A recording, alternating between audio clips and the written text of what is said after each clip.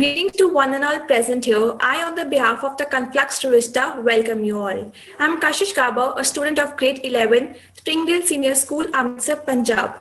And along with me, we have a co-moderator with us, Miss Ananya Arora. Ananya, I would like you to introduce yourself. Greetings everyone, my name is Ananya Arora and I am a student of class 11 studying in State Hanandram Jaipuria School. I'll be moderating today's session along with Kashish. So today we have a very special guest with us, Miss Tanya Jaspal, to have a conscientious conversation on mental health and living the new normal. I would like to introduce her to you all. Tanya Jaspal is a psychologist with highest qualification as Masters in Clinical Psychology. She is a certified life coach and a Master Practitioner of Hypnotherapy from ICHARS. Having found a zeal towards improving people's mental health and emotional health, she works day and night to come up with creative ways to help people. Thank you so much, Kashish, for introducing me. So we will be beginning with the questions. Yeah, sure. Go ahead. So when did you first realize that you wanted to pursue a career in psychology, and what made you realize that? To be very honest with you, I did not have a knack for psychology, but at that very moment when I was about to choose the career field that I wanted to get in, my mother happened to be an astrologer and she told me that you do really good with psychology. And because I had the decisions in my hand to make, and what I did was I Googled it, see what psychology really is, because at that time I had no idea. And when I read the definition, it just clicked. You know, when you hear somebody or when you read something and it just makes sense to your mind, and you know for a fact that this is it, this is what you want. So I think that is what made me realize that this is something I would actually want to pursue. Yeah. Yes. So I think that is what got me into the realization when I actually read about psychology, and I was like, this is it, this is what I want to do. So that's how I got into it. Okay, so I'll move on to the next question. How many years did it take you to become a licensed psychologist? Okay, so I'm going to be telling you some basic things about pursuing psychology in India, okay? So, legally speaking, and by the law, only clinical psychologists are recognized as mental health professionals, okay? Psychiatry is a different thing that comes into the doctor and medical thing. So, when it comes to psychologists, only clinical psychologists are recognized. And to become a clinical psychologist with a license, you have to pursue your bachelor's, master's, and then do an MPhil, which is recognized by the RCI, which is Rehabilitation Council of India. Another thing is for me, because I personally did not want to get into the clinical population and treating the clinical population, but I wanted knowledge for it, for the same. So I went and did my master's in clinical psychology. But other than that, there are different, non-conventional practices that are going on. Like there is dance therapy, there's art therapy, there's hypnotherapy, there's life coaching. And for that, you get a license, a separate license. So beyond my master's, what I did was I ended up enrolling myself into hypnotherapy and neuro-linguistic programming, which is called as NLP. And along with that, I did life coaching. So that is what I'm certified for, and also a counseling psychologist. And if you just happen to be wanting to get into counseling psychology, then you just have to get your master's done and maybe do an additional course that is available to you, around you, whatever is possible. So it takes at least minimum of 5 years if you really want to get into psychology. So, ma'am, why is acknowledging mental health important? Well, to answer this question, I'd say, would you be able to live your life on a daily basis if you keep having headaches?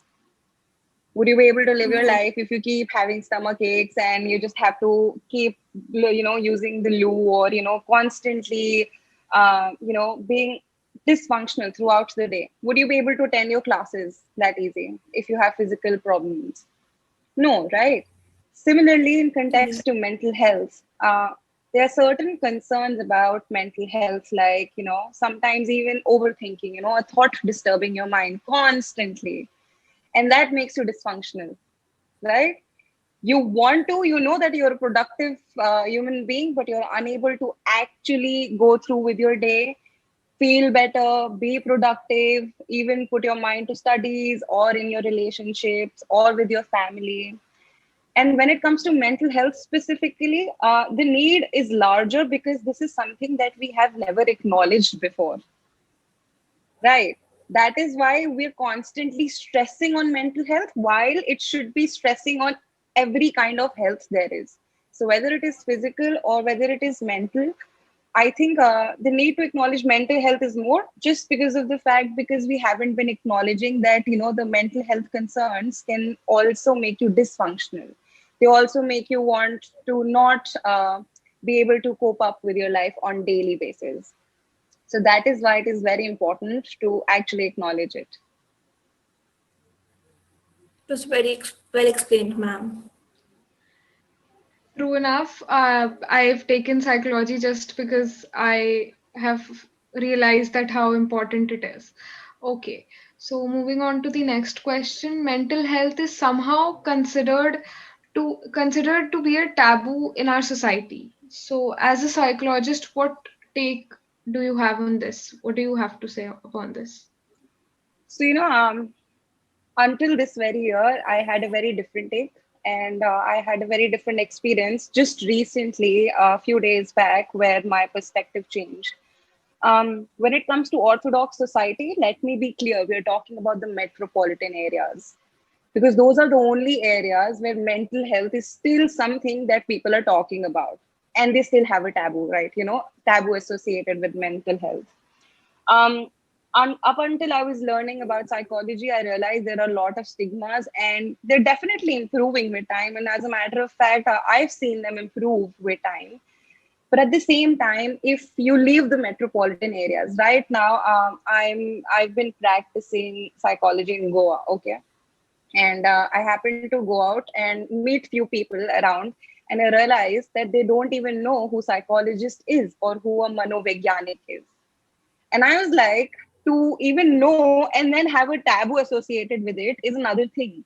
So that, we're talking about stigmas, we're talking about taboo, but they only exist in metropolitan areas. People with education are actually associating it, with taboo. Whereas people who did not even, there was this, set of ladies that I met, and they were working, daily wages. It's so hard for them to even earn, a basic earning. And when I told them what I do, they were like, this is what we need. And I was like, they acknowledge the need better than the people in the metropolitan areas. So I think it's not the society. As a matter of fact, it's something, lacking in our education system that we get in our schooling. That while we're talking about a physical health so much, why aren't we talking about a mental health so much? Although it has started now, I can't deny that it hasn't. But it's going to take a few more years for it to get extremely, like a part of our daily lives. So yeah, I think that's my take on it. I think more than actually seeing it as a taboo, I think a lot of people don't even know what really psychology does or what really a mental health professional does. If you sit down and tell them, they'd probably welcome you better than any other professional. So I think it's all about communication, and it's all about spreading the word correctly in the way people would want to hear it. So that's my take on it.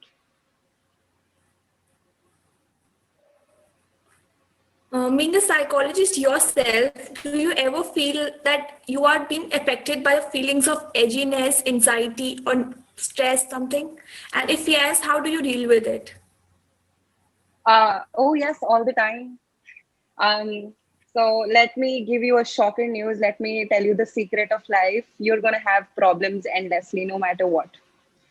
If you think you're gonna cope up with stresses of life that easily, ठीक है, family is fine, relationship is fine, career is fine, my health is fine, everything is fine. And then COVID happened, and mental health was back at, like harming my life on daily basis. I did not expect that. Point being, problems are going to stay. Life is going to get you to unexpected turns. And so even then, because that is something new, you saw it, you experienced it, I did too. At the same time, I had some effects too. But the thing with me being a psychologist and me knowing the importance of mental health, I was able to talk about it easily. And the things that we suppress are the things that haunt us later in life. The more you suppress, the more you keep it inside, it's probably gonna get to your mental health. It's as simple as, you've been having a headache and you haven't been able to tell your mother or your father that you've been having a headache for the last 6 days. One day it's gonna make your health worse unless you go and get an opinion, right? It's the same case with mental health. And I would like to just bring in this one really important point, okay? Connecting it back to why acknowledge, mental health right now, the need of mental health. So the pandemic happened, we were in a lockdown and everything. Even right now, we're living this new normal, right? We have to adjust to different things in life, and especially this online thing. Um, and the thing with it is, a lot of people are like trying to escape to 2021 without talking about what they dealt with in 2020. And you won't even realize if you don't start talking about it right now that, I was affected, it actually played a toll on me, it took a toll on me. I had to suffer a lot. If you don't talk about it right now, one day it's going to come back to you after a few months, a few years, that was a traumatic experience that your mind processed, but you never talked about it. Isn't it like that when in psychology, when you go to therapy, you realize, wow, a lot of your patterns are coming from your past, from your childhood experiences, right? And you're processing it now.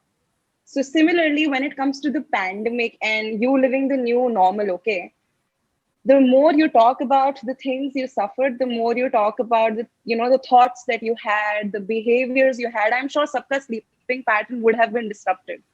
Sabka eating pattern would have been disrupted. A lot of people even ditched physical exercise because they were just at home. They were like, the routine was so bad.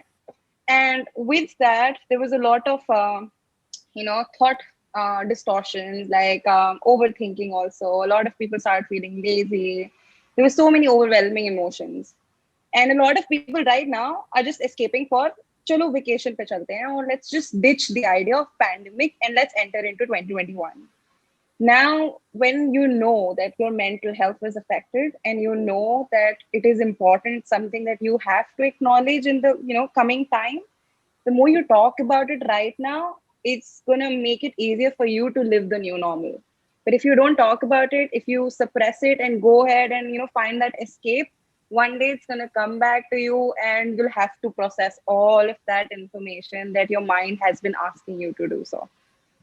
So yeah, I hope that made some sense. I hope you could relate to it. Actually, it was intensely relatable. Yeah. The point you made about everyone trying to jump into 2021 was something that hit very hard because that is very true. Yeah, and as a matter of fact, because even people around me, they're like 2021 aane wala hai, and as if the pandemic is going to get over. It's not. I mean, I understand the vaccines here, or thing we're trying to cope up also, but at the same time, it's not the end. It's something that we're trying to create an end, which is probably not going to come. We're only trying to cope up with the new reality of life. So there is no ending here. You're actually just trying to cope up to life. And yeah, I think that's about it. Okay, moving to the next question. Are there any such warning signs of mental illness which indicate a need for consultancy or therapy? How can one know as to when they need to see a therapist? Um, okay, so when it comes to mental health, you don't only have symptoms related to mental health. So it's not only a thought disturbing you, it's not only your behavior patterns getting changed, but it can even be a physical symptom. A lot of people, if I think you may know, you may not know, but when it comes to stress, stress even comes onto your body, right? Sometimes you go to a therapist and they ask you, has your sleeping routine changed? You say yes. And that's about it. That's how they know that you may have stress, you may have developed stress, or you may have been experiencing stress. So the thing is, with mental health warning signs, okay, um, there will, your mind processes every bit of information your body is going through, every bit of information. The only problem is we don't listen to it. Kabhi kabhi beech mein thought aata hai na, like I think this is going wrong, and you should be listening to it, not suppressing it. You know, maybe you need to talk to somebody, but then you suppress it. You maybe need to see, go get an opinion, but you suppress it. The idea is your mind will give you a thought, like a very little thought, that there's something that is making your day-to-day life a little harder to cope up with, and that should be your first warning sign. So like as I said, like, you know, life may problems rahengi, there will be a lot of things that you will keep going through, but at the same time there are some people who are able to better cope with daily life. But the moment you think you're not able to cope up to daily life, even, is the warning sign that you need. Sometimes, you know, overthinking happens, but you know that you're able to deal with it. That's how you know you don't need a therapist, right? But sometimes there are people who go through this overthinking process. They make it a part of their lifestyle. They start affecting their relationship. They start affecting their careers. The moment any aspect of your life is getting affected, that is another warning sign. And another thing is, sometimes the warning signs are very low intense. Okay, like when in terms of their nature, you won't even know if it's a warning sign or not.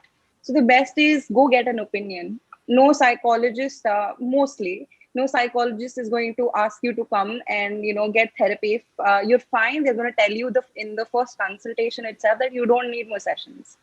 A lot of clients come to me for consultation, and I tell them that this is just, you know, uh, this is the basic symptom of you dealing with a pandemic and living the new normal, and finally you realizing that this is something that can happen to you or your mind. So now this is the strategy that you can take, but you don't really need therapy. So warning signs is, listen to your mind, listen to the thoughts that are coming. And if you're unable to cope to your daily life or any aspect of your life, then go get an opinion.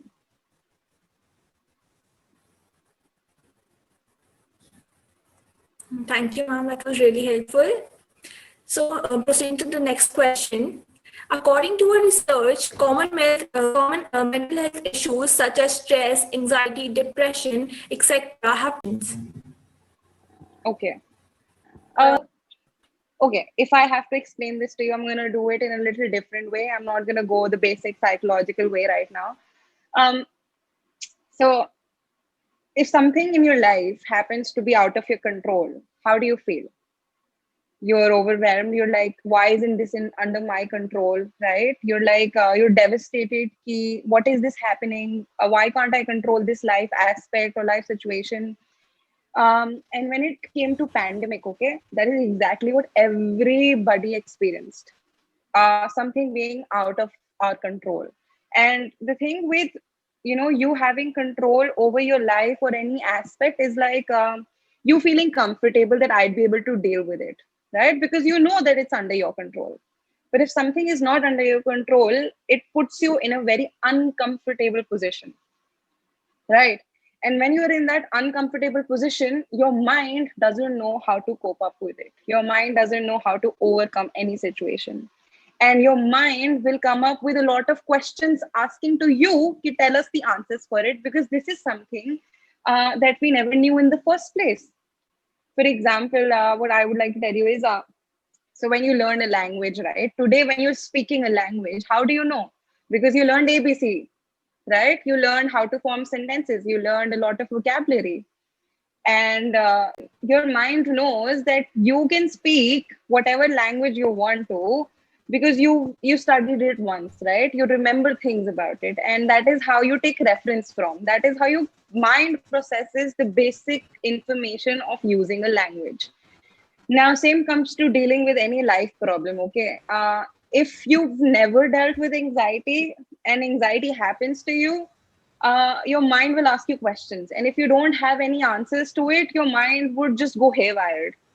Okay, because it's out of your control. That situation is out of your control. And this rise in anxiety and depression is something majorly, so most of the mental concerns that you see, okay? And I'm not talking about clinical concerns, I'm talking about general day to day mental concerns of anxiety and depression, wherein what happens is something that happened, this pandemic happened, your focus was you next morning you were supposed to go get up and go to your school or go to your office, maybe work, maybe catch up to your friends, maybe meet your family members, but then the pandemic snatched away all of those experiences that you planned. Some people had to move that year, for further studies. Some people, they had to do their farewell online, which was not expected because they wanted to enjoy it with their friends. Now that very thought, is it going to make you feel happy? It's not, because your mind knew that this is something that you experience on a physical basis, on a physical platform, not online. Wouldn't you be sad about it? Now that consistency of those thoughts, you being deprived of the things in life that you were yet to experience, that you felt that you had control over, that that this is the day that I'm gonna buy myself a sari on my farewell or a nice suit for myself and wear it. That happiness that you associated with all those little things has been snatched away, and you have no control over it. Now, the thing with anxiety and depression is the mindset that we're talking about, the thoughts that we're talking about. When there's there's a continuity or this consistency in the patterns, that is how a mental concern arises initially. ऐसा तो है नहीं that anxiety and depression were already a part of you. They weren't. And when the consistency happens, the continuity happens, anxiety and depression happen. And if anxiety and depression, if they happen to stay for a longer durations, then you may also get other mental illnesses or concerns that are even intense in nature. And this lockdown and this pandemic was the biggest example that we could see through and experience. And the thing is, how many of us actually studied about the earlier pandemics that happened? No one. But after this happened, that is when our mind was like, did this ever happen before? Let's go and study about it. And when we did, and we realized, so this social distancing wasn't a concept that was just introduced right now, it was introduced before also, right? Had we studied about it then, our mind would have been able to cope up with the life event that is happening right now much easier. And the anxiety and depression would have been controlled, right? But then at the same time, a lot of people don't expect a lot of things about life, and we happen to take a lot of information for granted also, right? So there's nothing new about this pandemic. It's only a new virus, right? It's a virus that we did not know of. And but the thing with pandemic, with social distancing, it's something that still existed before. Had our mind known that concept, we would have been able to deal with it better. So I think that's probably the reason. Other than that, yes, of course, if there is any factor already that pre-existed in your life, anxiety or depression ko leke, and because of this lockdown, it just got triggered. So there's a possibility of that also. So if that happens, again, go and get yourself an opinion whether this came into the picture because of the pandemic, or did it exist before that too.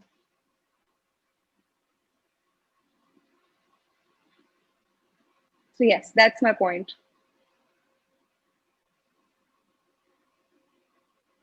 Okay, so the next question: what points shall a person keep in mind when they are new to therapy? Okay. First and foremost point is be aligned with your therapist. Okay, aligned. When I say aligned, is like if I'm talking in Hindi as your therapist and you're talking in English, that's a language barrier, right? And you can understand how difficult it would be for somebody who speaks only Hindi and for somebody who only speaks English. They are trying to talk about life. It'll be so difficult. Now, this is me just talking about language, which is something that we already know of. Ab agar suppose I am talking in a very difficult language for you to not be able to understand the concepts that I'm trying to, teach you about psychology, you won't be able to grasp it. So, which means you're not aligned with me. Is it possible for you to learn everything about every subject from every teacher you've had? Not possible, right? There'll be some teachers, they'll be like, isse zyada badhiya to main padha deti. Why? Because that is not in terms of your alignment of thoughts. She's not speaking or he's not speaking the way I would listen or I would want to listen. And you as a client, even I've gone to therapy, okay, when I needed it the most, I did. And I realized, I knew ki as being the client, if I'm going seeking somebody, I want somebody who can be aligned with my thoughts, whom I can listen to easily and whom I can understand. So the first thing I would say is be aligned with your therapist. Make sure you're finding the right person for you. You're finding the right person you can connect to. Second thing that I want you to know is therapy. Your therapist is not your ultimate solution. They are not the saviors of your life. You yourself are the saviors of your life. They are only going to give you the information that you need, and you will be the one who's going to apply that information. Okay. If I tell you, if I teach you a technique, that technique you can keep using. That is how you're going to get better in life. But if you don't use that technique, so you coming to therapy, you talking to me is not going to do anything unless you do your homework. So second is definitely, realizing that the information, the techniques, not the solutions, but the way to generate solutions is something that has to come from the psychologist, and you have to apply it on your own. And third thing that I want you to know is, so, I don't know how many of you have experienced this, but even with normal doctors, okay, sometimes it doesn't feel like, no, this is the right doctor for me. I think I need a second opinion or I need a third opinion. If not with you, you would have seen it with other people around you. And you need to do exactly the same with psychologists also. You might have to go for 5 or 6 consultations before actually getting to the right one. Right? And some people are like very authoritative when it comes to psychologists. You'll see them very, so there are scary teachers, there are, very fun loving teachers. And some people do prefer scary teachers because they know this is how I'm going to get into the right track. And some people prefer the fun loving environment because they're very vulnerable to emotions. And I know that for a fact, I as a person, I'm very vulnerable to emotions. So I would prefer having a therapist whom I can easily talk to without, being scolded or, feeling like he abhi dant degi. Although no psychologist scolds you ever, but they do have a certain way of talking to you.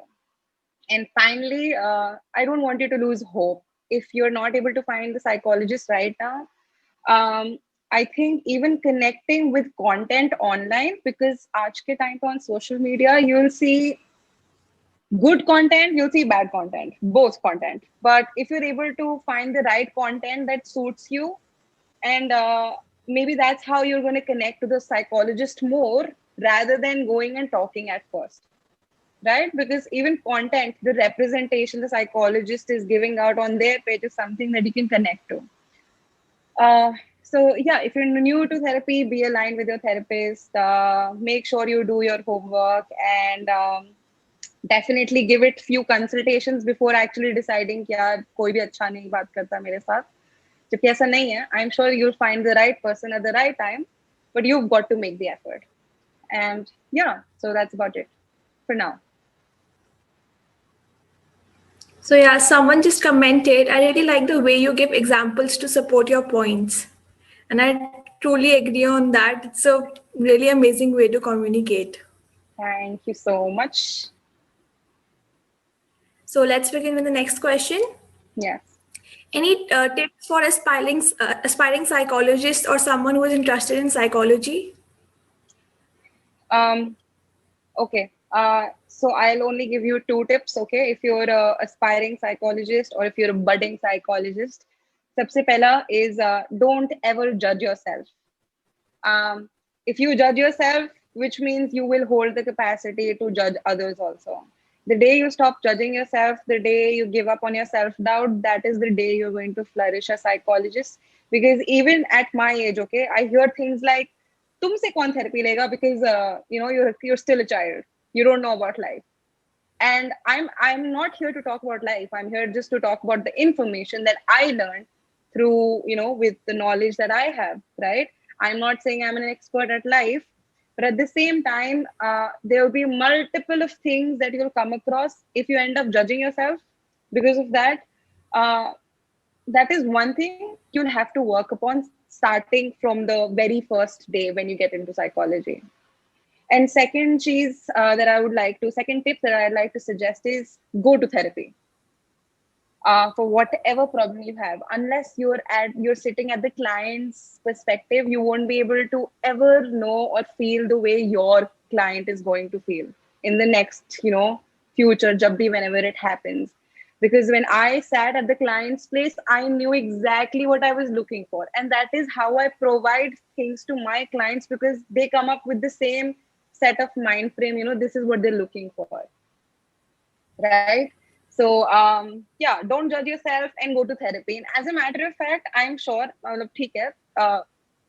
it's not important that you may have to deal with a problem, but sometimes you even go to therapy to even become self-aware. If you think you don't want to talk about your problems, don't go and get therapy for, ki I want to learn some techniques around exploring who I am, who I really am, or who I can be, my potential. And your therapist is going to even help you with that. So those are the two tips that I'd want to give.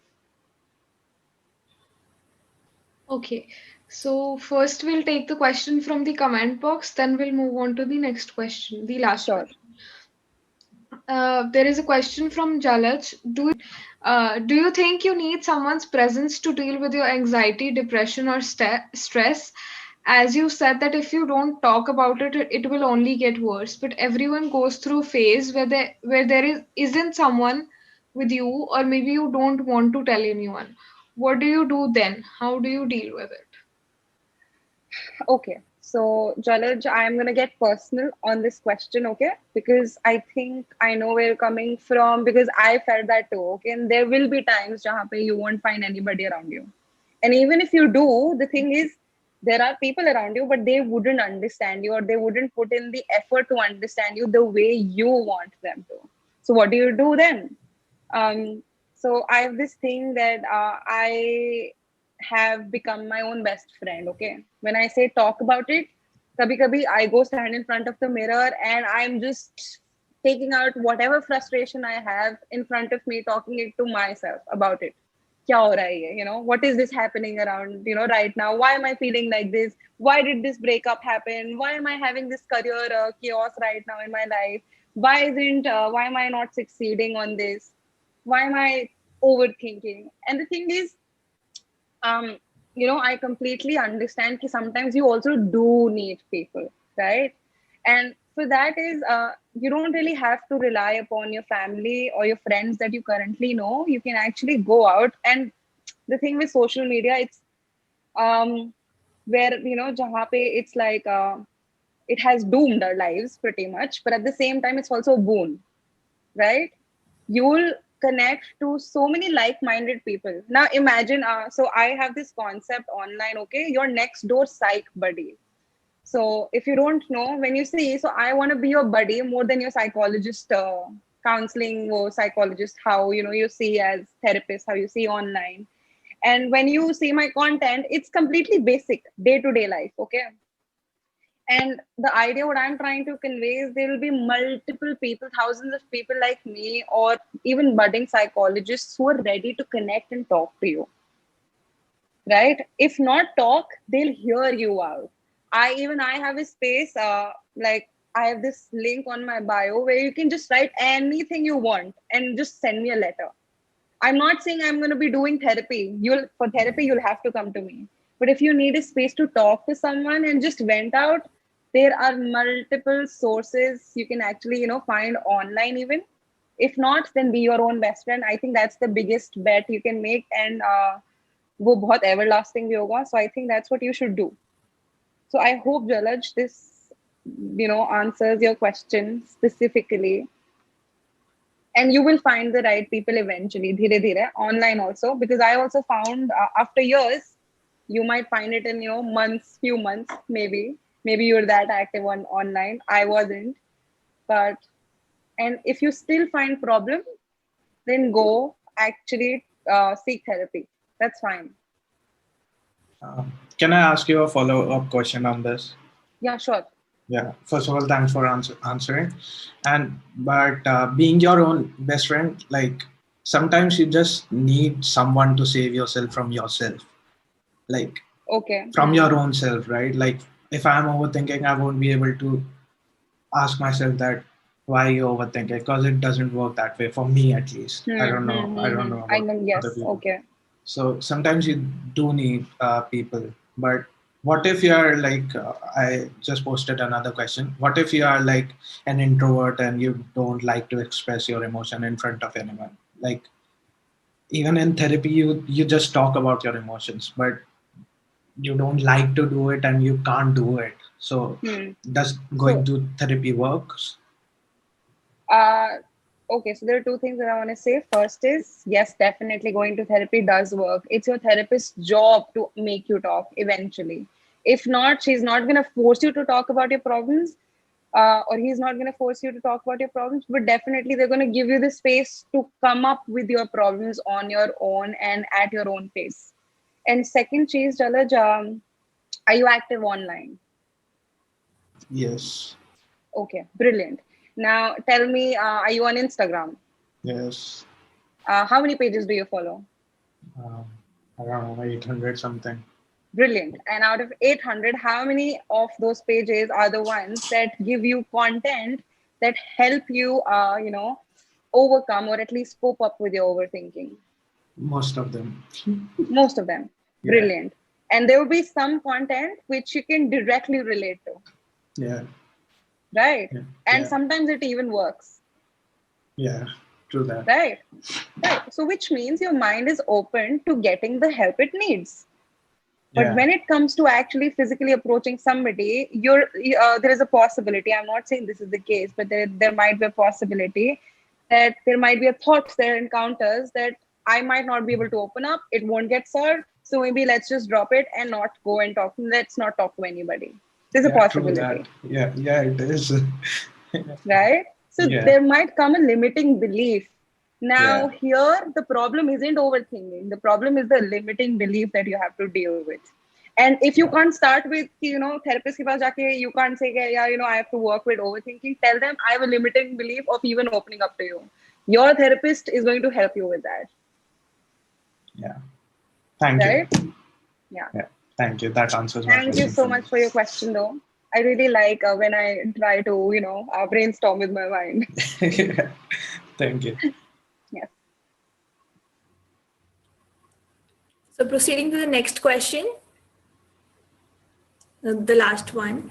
People are often shy or maybe just don't talk about their mental well-being that openly. So if a person who is suffering from genuine anxiety or is just emotionally overwhelmed, how can he or she help themselves?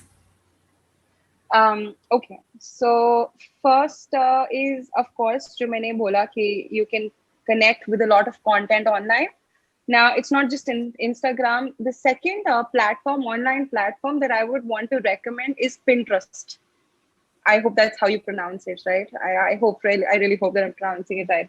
So on Pinterest, if you just put self-help techniques for overthinking, you'll get techniques. You'll get hundreds of techniques given to you by psychologists, by therapists, by life coaches, free techniques.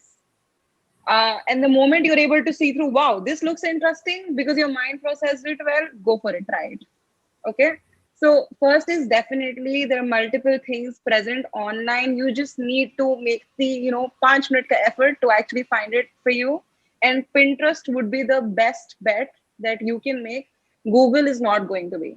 Google is not going to get you the right answers. Google never has, if I have to be honest. So Pinterest is your best bet, or Instagram, of course. And second thing is what I would say is, what I'll do is I'll be telling you 2 techniques today, which you can use either with anxiety or when you're feeling a lot of emotions and you need to just calm down. Okay.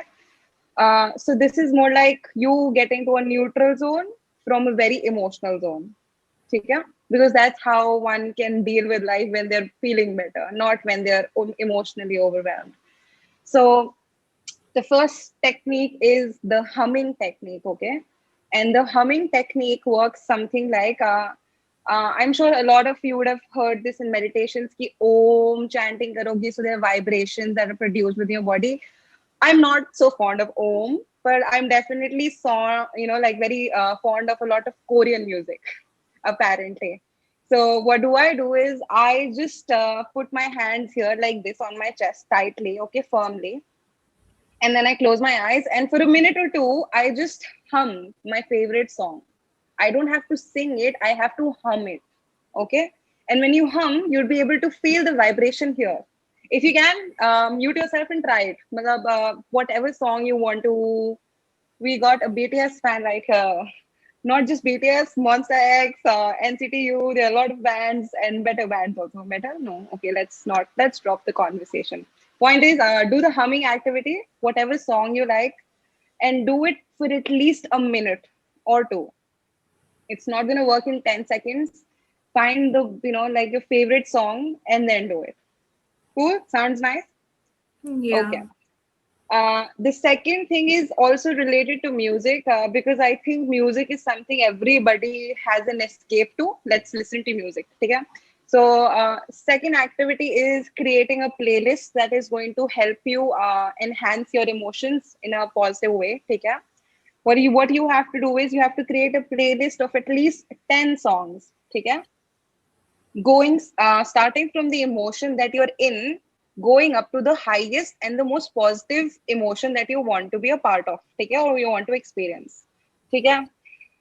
The thing is, what happens is usually when a lot of people that I see go through breakups, or even when I went through my breakup, it's been years now, uh, we tend to listen to sad songs because our heart aches and we want to listen to something really sad because that is what is going to make us feel better, apparently. But that does not work like that.